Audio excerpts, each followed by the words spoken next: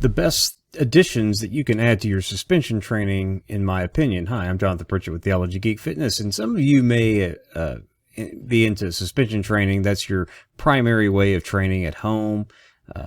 You got yourself a TRX, or you're smart and you got one that's less expensive that does the same thing.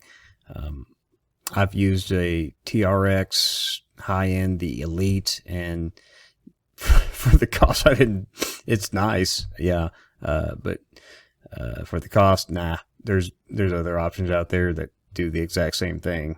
And I've ranked all the suspension trainers I've used in a prior video. You should look that one up to see what I think about various suspension training. But let's say you have your suspension trainer and you like it. It's portable. It's, when you put it in its little bag, it's compact. It's easy to travel with, all of that. I get it. But what you're ready to add something to it. What should you add to that? Well, obviously, you should add a pull-up bar if you don't have one, because you should be doing pull-ups.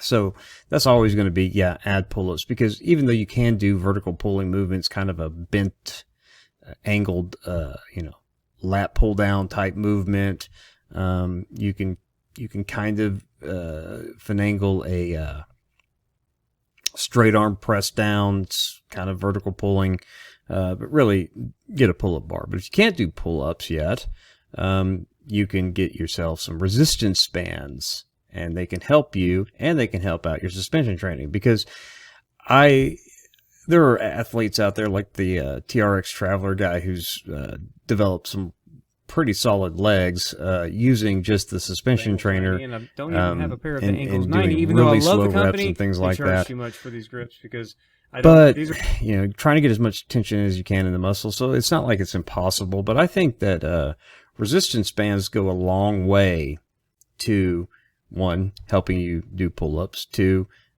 if you're into suspension training, resistance bands open you up to a lot more exercises, because you can, it's basically every single cable machine type exercise you can imagine you can do with a set of 41-inch loop bands.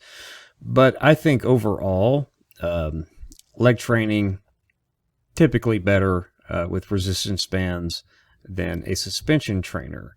So I would say you could get a lot more tension into your leg muscles a lot easier, cutting down the volume from just your body weight, not having to try to slow the rep speed down to where, because I understand the validity of HIT, H-I-T, not H-I-I-T, but H-I-T, HIT training, slow controlled reps and all of that, but it's boring.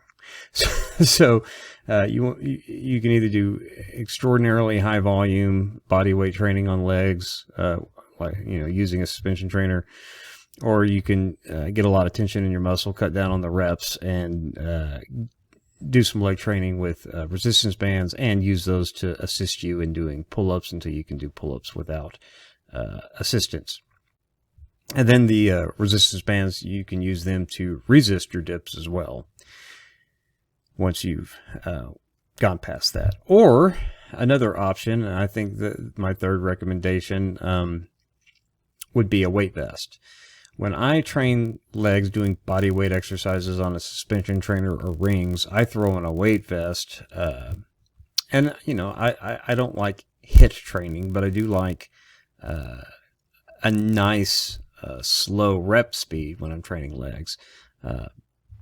So I would say get a weight vest, because that will cut down the volume on your leg training if you're wanting to build muscle. Weight vests will get you a long way.